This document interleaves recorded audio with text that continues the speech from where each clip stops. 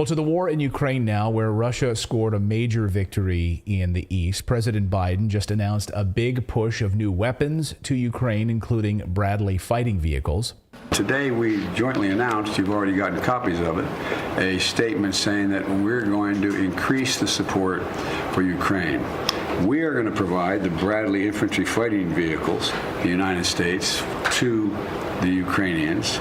And Ukraine Minister of Defense now admits their soldiers are being slaughtered for the sake of NATO's mission. Not Ukraine's mission, but NATO's mission. Listen. Сьогодні в своїх промовах мої візаві, міністр оборони, чітко кажуть: Олексій, ми розуміємо, що ви бороните сьогодні весь цивілізаційний світ, весь Захід. Ви є реальним щитом цивілізації. Ми виконуємо місію НАТО сьогодні.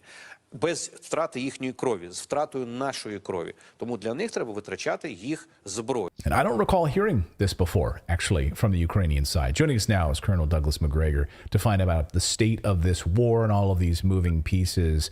Colonel, I don't recall, maybe you do, Ukraine speaking about NATO in these terms before. Let's take that first. That defense minister comments there is pretty eye-opening to me. Well, I suppose it's eye-opening, but I see even larger dynamics occurring inside Ukraine itself. There are large numbers of Ukrainian soldiers who are suffering from tuberculosis. It's reached epidemic dimensions. And Wow. These soldiers are being shipped around the battlefield without regard to the fact that they're infectious, causing this tuberculosis epidemic to spread very rapidly. Secondly, the medical support for the Ukrainian soldiers is not very good. That's not the fault of Ukrainian doctors and nurses. It's simply a fact that they're overwhelmed with wounded, overwhelmed with the requirement to move these people away from the battlefield. And then finally, you have large numbers of Ukrainian soldiers who are being forced into uniform, sent to the front with relatively little training. They don't have trained officers and non-commissioned officers. And the reports that we hear repeatedly are that they go forward, they take heavy fire, they find that they've been abandoned by any NCOs or officers that were given to them, and then they're essentially chopped into meat by the Russians. Some of them are giving up. Some of them are just leaving the battlefield if they can get away, but of course then they have to deal with the Ukrainian secret police, which rounds them up and executes them. So it's a pretty frightening situation, and I think what this minister of Defense is trying to do is to put some distance between this disaster and the people in Kiev by saying, look, it's not really our fault. We're doing what NATO and Washington tell us to do. Well, I think that's true to some extent, but they have been gleefully sending thousands of Ukrainians into the meat grinder for months now. And these relentless attacks that never made any sense down south. Right. That have left them really bereft of manpower. So I would not be surprised in the near future if we do not hear about Ukrainian soldiers marching towards Kiev to deal decisively with this regime. I really think that's in the future. So soldiers, disaffected soldiers, saying enough is enough, going to Kiev and saying, where's Zelensky? Where's this leadership? We've had enough of it. Now, I want you to clarify that, because I've played videos of Ukrainian soldiers pointing out that they are chastising their leadership, talking about how they have no food, they have no weapons. And when we play these clips, we get hundreds of people that say, thank you for sharing the truth about what's happening there. And then inevitably, you get the few that say, this is all fake. This is fake news. You're a Russian puppet for showing what Ukrainian soldiers are saying about their leadership. But this is actually happening, is it not? Oh, absolutely. Without question. I would compare the situation to the Tsarist army in 1917. I mean, the Russian forces, and they were not all Russians at that point, Ukrainians, Russians, all sorts of people from all over then the Tsarist empire. They were dying by the boatload fighting the Germans. And if you go back and look at World War I, the Germans were totally different from the Germans of the Second War. They had no interest in invading the Soviet Union or invading Russia. And so what they did is they set up defenses on the eastern borders of Poland and the Baltic littoral. And then the Tsarist army simply expended its resources, human and otherwise, against German defenses with plentiful artillery and machine guns, mines and wire. And finally, the Tsarist army said, we've lost 1.5 million dead. We can't go on like this anymore. And there was no response. The Tsar should have said enough's enough, ended it, and led his army home. He'd still be in business if he had, but he didn't do that. And so you get the revolution. I think this is where the Ukrainians are headed, unless there's peace. And I think they know that. I think a bunch in Kiev is worried about it. There's no doubt in my mind. And if you go to Kherson, this area that was evacuated, the Ukrainian secret police has set up quite a network there and is running around punishing people left and right for speaking Russian. I mean, imagine sending American police into Arizona or New Mexico and punishing someone who speaks Spanish. It's absurd. Well, this is what's been going on. And very, very deliberately, the Russians have targeted SBU headquarters, Ukrainian secret police headquarters in Kherson, with the goal of essentially killing them and knocking them out of business. This whole house of cards in Ukraine will collapse. It's going to collapse sooner than I think Washington realizes. And yet Washington, as we said in the intro, continues to funnel weapons. You heard President Biden with a new tranche of weapons, mentioning, of course, these new Bradley fighting vehicles. Now, I am not a steeped military man like yourself, but from what I understand of these vehicles, a lot of them had been mothballed for years. We have about 3,800 of them in the United States. There's about 2,500 or 2,800 of them that had been mothballed. They had been retrofitted for the wars in Iraq, in the desert. So they can shoot their anti-aircraft retrofitted and their infantry, so you can put infantry in them as well. Every time we hear about one of these new vehicles being shipped to Ukraine, it's always, and I read the Twitter comments from people, they're like, hallelujah, this is going to turn the tide of the war. This new vehicle will make a change. What do you say about this new tranche of weapons? Many armies have been through the experience of betting heavily on the arrival of something new to turn things around. It never happens, because warfare is a product of a multitude of factors and various sets of equipment and various kinds of formations. The Bradley right now, the ones that we're likely sending are not necessarily the most up-to-date and modern model by any stretch of the imagination. And the Bradley, while it was adequate in 1991 for the war that we fought, is not a particularly impressive vehicle. The original Bradleys had the fuel essentially underneath the feet of the soldiers riding in the Bradley. And the Bradley was essentially a combination of iron, steel, and aluminum. And they had a bad habit of catching fire. We lost a Bradley in my unit in 1991 because a tow missile that was in the hammer, you had this thing that rises up and then fires the tow missile from the side of the track. That's your anti-tank weapon, if you will. And that exploded because it was struck by a 30 millimeter round from a BMP. The blast went into the Bradley, and the tow missiles that were inside the Bradley then exploded. We had a man killed outright, and then 3 others who were wounded. There were only 4 people at the time on the track, fortunately.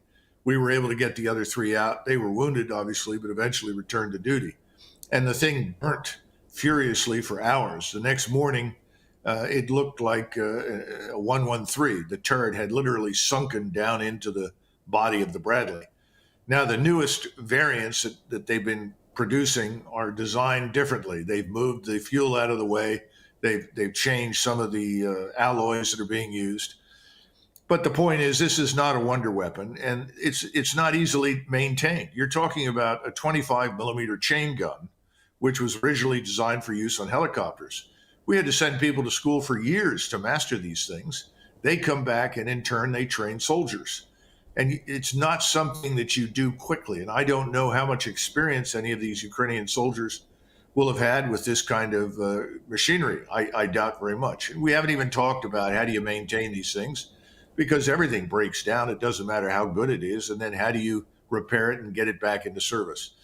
So the bottom line is, and I don't expect very many of these Bradleys to show up. Whenever they show up, they're not going to be immediately useful. And this is the problem with everything on that list. Everything we want to send or push into them demands time to train people to use it properly, time to maintain it, time to refit it and send it into action and then keep it running.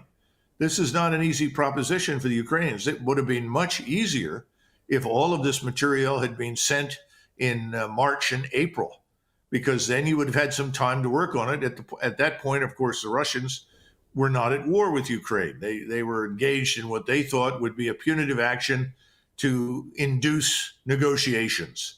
It took them 3 or 4 months to figure out that wasn't going to happen. Now they are at war with Ukraine. Everything's changed. So the opportunity to make any of this material work in any reasonable or meaningful way is over. Stark. And we have the United States now, according to a report, and I'll get you out of here on this, Colonel, which is that the United States is now going to be training Ukrainians in Oklahoma on, I think if I'm not mistaken, the Patriot missile system, which we've talked about before here on the show is largely doesn't even really work.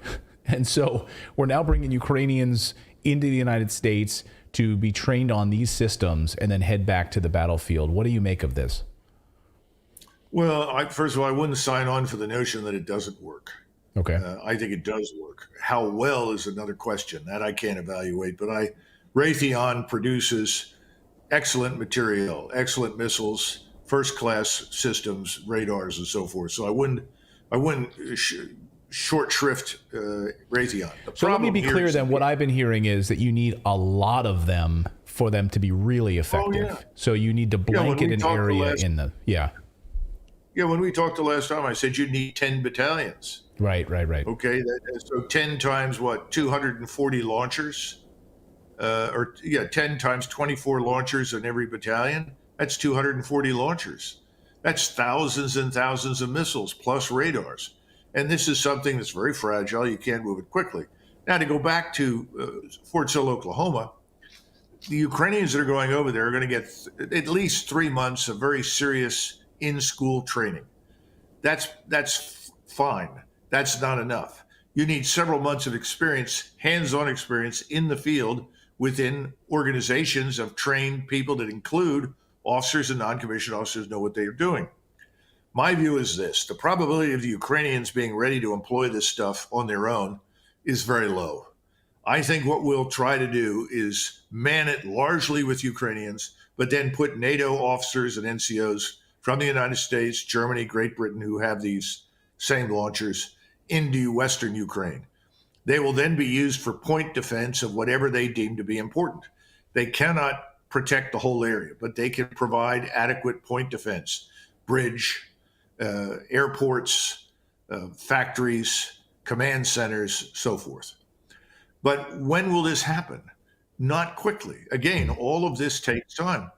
What's coming next are these Russian offensives. And I think with the recent changes in the Russian command structure, moving Gerasimov, the chief of the Russian General Staff, in to be the overall commander in Ukraine to ensure that Surovikin, who is still running the daily show, has everything that he wants and everything he needs, suggests to me that when they come, they're going to come soon within the next 3 or 4 weeks, because the ground is now largely frozen. It's going to be a crushing blow. And the Ukrainians themselves had admitted in this last interview, Zaluzhny and even Zelensky admitted what's coming is something we're going to have a lot of trouble surviving. They did everything but say, look, we're going to be crushed. And then they said, you've got to give us all this stuff. The problem with giving everything is too late. It's not going to change anything. But here's the good news inside Washington. The wealth transfer continues. In other words, the money that is moved over to DOD and then into the defense industrial complex and then to donors and interested parties that buy up politicians on the Hill, all of that continues without interruption. That's very important for Washington. So the machine continues. And all of this talk about pulling back on Ukraine aid, it doesn't seem likely. It doesn't seem likely the money's going to continue to flow. And we're going to continue to even build busts and statues inside of Washington, which is the next move. Colonel, thank you so much. You have one more problem that needs to be addressed, and that is, how could we have miscalculated so badly? People at the top of the U.S. military establishment want nothing to do with this war in Ukraine. They have no objections to sending equipment and advisors, but they made it very clear they do not want this administration to commit any of our forces in Poland or Romania, let alone Polish and Romanian forces, to Western Ukraine. They're opposed to that. They understand that's something we can't do. We can't sustain it. We have 457,000 troops in the so-called active army. That's down from its real strength of 495. We can't recruit. We have only 74,000 men in the so-called ready reserves. So you're not talking about a large pool of replacements. And if we were to go into that environment and fight, you're talking about thousands of casualties, thousands of dead potentially. So the Pentagon knows that. The problem now is they bet heavily that the Ukrainians, based on that initial performance by the Russians, which they completely misinterpreted and didn't understand, they said, see, the Russians are weak. We can win this. That was always wrong. Now the problem is that we're going to have all these forces sitting there. Ukraine is going to collapse under the weight of the Russian offensives. And then people in Washington are going to say, we have to do something. We can't let this happen. We will have been shown as wrong. We will look like fools. We have to, quote unquote, do something. That's a very dangerous statement. And that's one that we've heard before over the last 50 years many times. We have to do something. Well, doing anything at this point in time would be very dangerous and very ill-advised. That's why I continue to warn that at the insistence of people in the White House, the State Department, and potentially on the Hill, the Department of Defense may be goaded into action that it would otherwise not want to take. And in every dispute since 1963 between the JCS and the president and his friends have always won the fight. Well, unbelievable and eye-opening, as always, Colonel. Thank you for sharing. There's some big pieces of this that I had no idea of tonight. So thank you for sharing some of these, certainly the medical stories I had not heard. They're really, really fascinating. We'll have you back real soon. We really appreciate your insight, as always, Colonel. Thank you so much for joining us, as always. Thank you, Clayton. I'd love to hear, your thoughts on this, guys, in the chat. I mean, tuberculosis, when you don't have food, and so when we've played those videos of soldiers saying, this is what's happening to us, and we don't have the leadership that we need, we don't have the weapons, we don't have the food, and it's an absolute disaster. They're lambs to a slaughter. Yeah, it's... Well, and also they don't even take into consideration the weather conditions they're dealing with. Like that alone, just being out there in the winter, freezing. You can't always be warm when you're out there in the winter, because you can't just be huddled by a fire because, Yeah, it doesn't work that way. Well, and of course the problem, what we all learned in the Battle of the Bulge, right, is that when you can't have a fire, because the moment you light a fire, you give away your position. So if you're holed up in a trench, you don't light a fire. And that's, of course, what's been happening in the eastern part of Ukraine right now, and any time that someone is trying to light a fire, they're being hit with thermobaric weapons and destroyed. So it's an absolute disaster. And I just think it's interesting that the defense minister is saying, this is NATO's war. They're guiding us. They're telling us basically what to do. And we are lambs to the slaughter right now. Yeah. Really, really troubling. Thank you so much for watching this segment here at Redacted. We are live every day at 4 p.m. Eastern Time, trying to share the stories that the mainstream media will not cover. You should also come over and join our community of Redacted Rebels over at redacted.inc. That's our private locals community where we can share exclusive content that we simply cannot share here on YouTube. Come over and join the rebellion together right now by going to redacted.inc. We'll see you next time.